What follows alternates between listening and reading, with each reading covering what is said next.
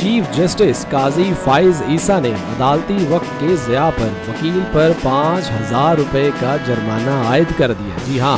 جی ہاں، chief justice of Pakistan قاضی فائز عیسیٰ نے دکانوں کے کرائے اور جائیداد منتقلی کیس میں درخواست گزار کے وکیل پر عدالتی وقت ضائع کرنے پر 5,000 روپے کا جرمانہ کر دیا۔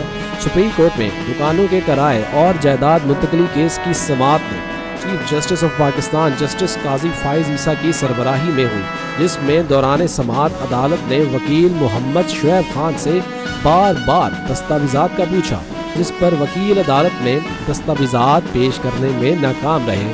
جسٹس قاضی فائز عیسیٰ نے استفسار کیا کہ وکیل نے متعلقہ دستاویزات دکھانے کے بجائے عدالت کے وقت کا ضیاع کیا اور وکیل نے عدالت کو گمراہ کرنے کی کوشش کی۔ آپ کے اس عمل سے عدالت کو آپ پر اعتبار نہیں رہا۔ جسٹس قاضی فائز عیسیٰ نے کہا کہ عدالتی وقت کے ضیاع پر آپ کو 1,00,000 روپے کا جرمانہ کرنا چاہیے، تاہم عدالت نے وکیل پر 5,000 روپے کا جرمانہ عائد کیا اور جرمانے کی رقم اپنی مرضی سے خیراتی ادارے میں جمع کرا کے رسید دینے کی ہدایت کر دی۔